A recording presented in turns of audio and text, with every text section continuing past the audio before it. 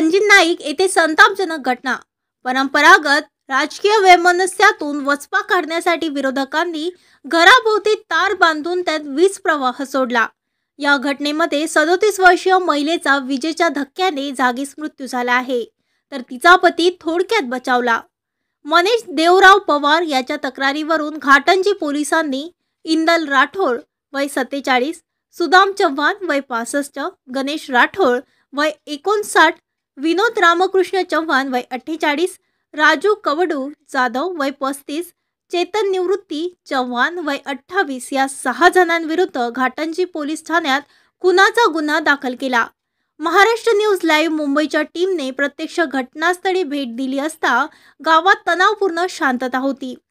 तसेच गावात पोलीस बंदोबस्त देखील ठेवण्यात आला आहे। या घटनेबाबत संबंधित मृतांच्या परिवार सोबत मीडिया टीमने बातचीत केली असता प्रत्यक्ष घेतलेली मुलाखतीचा व्हिडिओ दाखवले। त्यानंतर मीडिया टीम घाटंजी पोलिसांना भेटण्यासाठी गेली। पोलीस निरीक्षक केशव ठाकरे हे याच प्रकरणी न्यायालयीन कामकाजासाठी न्यायालयात गेल्याचे सांगितले। मीडिया टीमने घाटंजी पोलीस निरीक्षक यांच्यासोबत मोबाईल फोनवरून संपर्क साधला असता घाटंजी पोलीस निरीक्षक केशव ठाकरे यांनी सांगितले की अटकेत असलेल्या आरोपींना न्यायालयाने 2 दिवसाची पोलीस कोठडी मंजूर केल्याची माहिती महाराष्ट्र न्यूज लाईव्ह मुंबईच्या प्रतिनिधीला फोनवरून दिली। काय घटना घडली? शुक्रवारच्या मध्यरात्री 2:30 ते 2:45च्या दरम्यान माझे मोठे भाऊ मनीष पवार आणि आमच्या पूर्ण परिवाराला म्हणजे आमच्या आवारामध्ये गावातील विरोधक लोकांनी करंट लावला होता। त्यामध्ये माझ्या वहिनीचा मृत्यू झाला। किती वाजताची घटना आहे? 2:30 ते 2:45।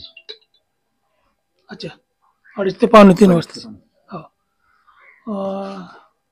माहित कसं काय पडलं? वहिनी भाऊ कल्ला केला, त्याच्यामुळे त्यांचे शेजारी जे आहे बाजूचे ते 2-3 उठले आणि माझा दरवाजा ठोठावला। मग मी गेलो, त्यावेळेस वहिनी खाली पडून होत्या। मग आम्ही लगेच पूर्ण जमा झाले लोक आजूबाजूचे दवाखान्यात नेलं।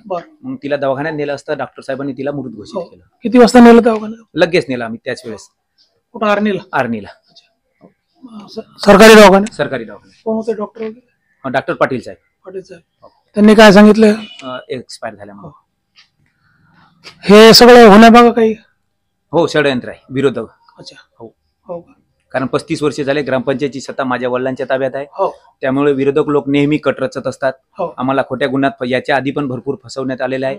आणि 24 ऑक्टोबर 2015 रोजी आमच्या घरावर 50 ते 60 लोकांनी दंगल केली होती। तो पण सध्या कोर्ट मॅटर चालू आहे। अच्छा, ते आरोपी त्या प्रकरणात पण आरोपी आहेत। तर याबाबत तुम्ही पोलीस स्टेशनला तक्रार दिली? हो, तुमचं police station Ghatanji police station. पोलिसांनी काय कारवाई केली? सध्या 2 संशयित आरोपींना अटक केलेली आहे। 4 आरोपी फरार आहे। पण आणखी याच्या मागे भरपूर आरोपी वाढण्याची शक्यता आहे। यांनी जर एक आरोपी पकडलं त्यांना मग पूर्ण जे कट रचणारे आहे सर्व बाहेर येतील। किती दिवस झाले याला? 4 दिवस। आजचा 4था दिवस आहे। 4था दिवस आहे।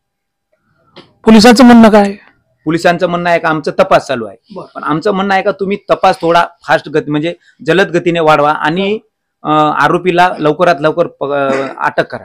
आणि जे घटना घडवलेला आहे तो मुख्य सूत्रधार कोण आहे त्याला तुम्ही बाहेर काढा लोकांच्या। म्हणजे तुमचं म्हणणं आहे की मुख्य सूत्रधार आतापर्यंत बाहेर आलेला नाही? मुख्य सूत्रधार बाहेर आलेला। विरोधकांचं म्हणणं असं आहे की ह्याच लोकांनी करंट देऊन त्या बाईला मारलेला आहे म्हणून। पण आम्ही जर गुन्हेगार असतील, आमचा परिवार असेल, तर तुम्ही आम्हाला फाशी देऊ शकता, आमचं काही ऑब्जेक्शन नाही। विरोधकाचं असं म्हणणं का तुम्ही स्वतःच ते केलं? हो, विरोधक काल गेले होते SP साहेबांकडे। त्यांचं म्हणणं कसं आहे का ह्या बाईला ह्याच लोकांनी करंट मारून टाकलेला आहे आणि विनाकारण आम्हाला खोट्या गुन्ह्यात फसवण्यात आलेलं आहे। आम्ही जर त्यांना खोट्या गुन्ह्यात फसवण्यात आलेलं असेल तर आम्हाला तुम्ही कधी फाशी देऊ शकता, आमचं काही ऑब्जेक्शन नाही। म्हणजे त्यांचं जे म्हणणं आहे का तुमच्यावर जो आरोप घेऊन राहिले तर तुमचं असं म्हणणं आहे की सत्य जर असेल तर आम्हाला दोष त्याच्यामध्ये आम्हाला पनिशमेंट झाली किंवा आमच्यावर कारवाई झाली तर आमचं काही ऑब्जेक्शन आहे। आमच्या परिवारात किंवा माझा भाऊ असेल, माझे वडील असेल, मी असेल, माझे काका असेल, आम्ही जर आरोपी असेल तर तुम्ही आम्हाला खुल्याम फाशी द्या, आमचं ऑब्जेक्शन काही नाही। आम्ही तुम्हाला स्टॅम्प पेपरवर लिहून देतो का आम्हाला तुम्ही खुल्याम फाशी देऊ शकता म्हणून। पण आमचं म्हणणं हेच आहे की मेन आरोपी कोण आहे, ज्या व्यक्तीने घटना घडवलेला, आता कोणीतरी असेलच, फक्त त्या सूत्रधाराला तुम्ही पकडा। तुमचं म्हणणं आहे सूत्रधाराला आतापर्यंत काहीच नाही। यांचं म्हणणं कसं आहे का तुम्ही कोणत्या बेसिसवर त्यांना आरोपी म्हणत आहे? ह्या लोकांनी आमच्यावर एवढे मोठे अन्याय केले याच्या आधी, कारण दंगल आमच्या घरावर केली होती 50-60 लोकांनी, आणि हेच मुख्य सूत्रधार हेच लोक आहे। आणि ह्या लोकांनी जो दिवस ठरवलेला आहे, कारण ही सुरुवातीला 8-10 दिवसाची उघाड होती, त्याच्यामध्ये एवढा मोठा मास्टर माइंड आहे. त्यांनी पावसाची झड बघितली, पावसाच्या झडमुळे श्वान पथक काम करत नाही, डॉग स्क्वॉड जे असते ते काम करत नाही, पावसाळ्यात धुतल्या जाते तार, फिंगरप्रिंट नाही येत. याच्या मागे खूप मोठा सूत्रधार आहे. अच्छा. मास्टर माइंड जो आहे तो खूप शातीर आहे. बरं, या निमित्ताने तुम्ही शासनाला काय सांगू शकाल?